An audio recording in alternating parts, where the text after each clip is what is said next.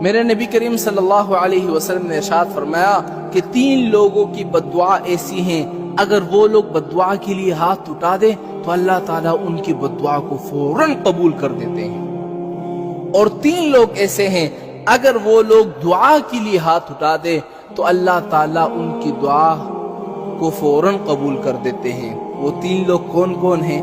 سنتے جاؤ۔ اگر یہی 3 لوگ آپ کے گھر کے اندر موجود ہو، اگر آپ کے پاس موجود ہو تو ان سے دعائیں لے لو، بد دعا کبھی نہ لینا۔ وہ 3 لوگ کون ہیں؟ سب سے پہلے مظلوم کی دعا اور بد دعا۔ اگر مظلوم نے ہاتھ اٹھا دیے بد دعا کے لیے تو اللہ تعالیٰ فوراً ان کی بد دعا قبول کر دیتے ہیں۔ اگر دعا کے لیے ہاتھ اٹھا دیے تو اللہ تعالیٰ ان کی دعائیں فوراً قبول کر دیتا ہے۔ دوسرا، مسافر کی دعا اور بد دعا۔ جو بندہ سفر میں ہو، مسافر ہو، تو اللہ تعالیٰ اس کی بھی دعا اور بد دعا کو فوراً قبول کر دیتا ہے۔ اور تیسرا کیا ہے جو میرے اور آپ کے گھر کے اندر ہے؟ وہ تیسرا ہے حقوق الوالدین، والدین کی دعا اور بد دعا۔ جب والدین بد دعا کرتی ہیں نا تو اللہ تعالیٰ فوراً قبول کر دیتے ہیں۔ یقین نہیں آتا؟ بخاری شریف میں ایک واقعہ نقل کیا ہے کہ حضرت جریش جو تھے بہت بڑے بزرگ، بہت بڑے ولی تھے، اور ہمیشہ اپنے عبادت میں مصروف رہتے تھے۔ اچھا، اس نے ماں کو ڈانٹا نہیں تھا، ماں سے بدتمیزی نہیں کی تھی، ماں کو تپڑ نہیں مارا تھا۔ اس نے پتہ ہے غلطی کیا کی تھی؟ سنتے جاؤ۔ حضرت جریش ایک دفعہ نماز پڑھنے میں مصروف تھے، نماز پڑھ رہے تھے، تو والدہ نے آواز لگایا کہ جریش، تو چونکہ وہ نماز پڑھ رہے تھے تو انہوں نے نماز نہیں توڑی، وہ آواز لگاتی گئی جریش جریش۔ جب اس بزرگ نے، جریش نے نماز کو ختم کر لیا، سلام کے بعد فوراً اپنی والدہ کے پاس چلی گئی، تو والدہ نے کہا کہ جب میں تمہیں اتنی دیر سے بلا رہی تھی کیوں نہیں آئے؟ اس نے کہا کہ اماں جان، میں نماز پڑھنے میں مصروف تھا۔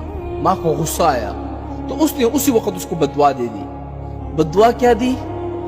اے اللہ، اس کو اس وقت تک موت نہ دینا جب تک یہ کنجریوں کو منہ نہ دے۔ اللہ اکبر۔ بس ماں کی بددعا تھی جو کہ لگنی تھی، کیونکہ حدیث میں بھی ہی آیا ہے۔ اور ایک شخص میرے نبی کے پاس آیا اور کہا کہ سب سے بڑے گناہ کون سے ہیں؟ آپ نے فرمایا سب سے پہلے یہ ہے کہ شہادت الظہور، جھوٹی گواہی دینا۔ دوسرا کیا ہے کہ الاشراک باللہ، اللہ کے ساتھ شریک ٹھہرانا۔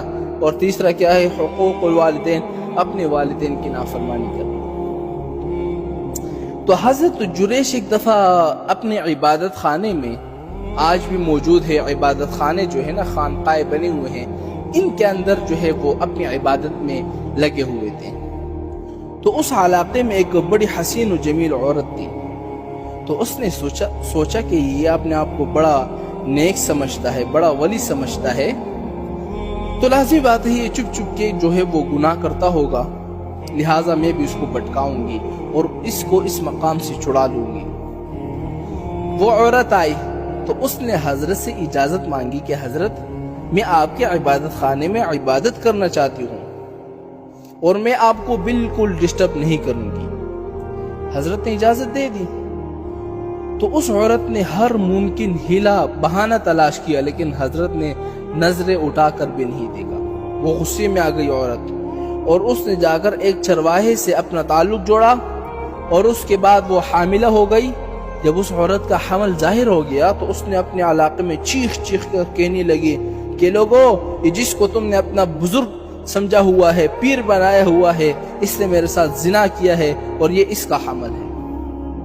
لوگوں کا بس سننا تھا جناب، لوگوں نے مرد آباد کے نعرے لگا دیے اور انہوں نے اس کے خانقاہ کو توڑ ڈالا، اور حضرت رو رہے ہیں چونکہ اس کے علاوہ حضرت کے پاس کچھ تھا ہی نہیں۔ بہرحال جب وہ بچہ پیدا ہو گیا تو وہ عورت اس بچے کو لے کر آئی کہ یہ تمہارا بچہ ہے، اس کو سنبھالو۔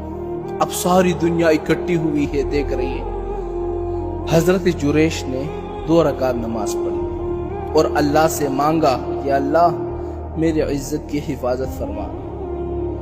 مجھے پتا ہے کہ مجھے میری ماں کی بددعا لگی ہے، لیکن میرے لیے مہربانی کر کے راستہ پیدا فرما. اور اس بچے کو انگلی لگائی اور پوچھا کس کے بیٹے ہو؟ تو بچہ بھی بول پڑا کہ میں تو فلاں چرواہے کا بیٹا ہوں. اب لوگ اتنے شرمناز ہو گئے کہ اس کے بعد پھر انہوں نے دوبارہ خانقاہ بنایا اور پہلے سے بھی بہتر بنایا. تو حضرت جریش لوگوں سے کہنے لگا کہ اللہ کے بندو، میں نے کوئی گناہ نہیں کیا تھا، اصل میں مجھے میری ماں کی بدعا لگ گئی تھی. میری ماں نے مجھے بدعا دی تھی کہ اللہ تعالیٰ اس وقت تک تجھے موت نہ دے جب تک تو کنجریوں کو منہ نہ دیکھ لے. میں نے اس کنجر کا منہ دیکھا. ہاں، تو اللہ تعالیٰ نے میری ماں کی دعا جو ہے وہ قبول کر دی. مسلمانوں، خدا کے واسطے اگر والدین زندہ ہے تو ان سے دعائیں لو، بدعا کبھی نہ لینا.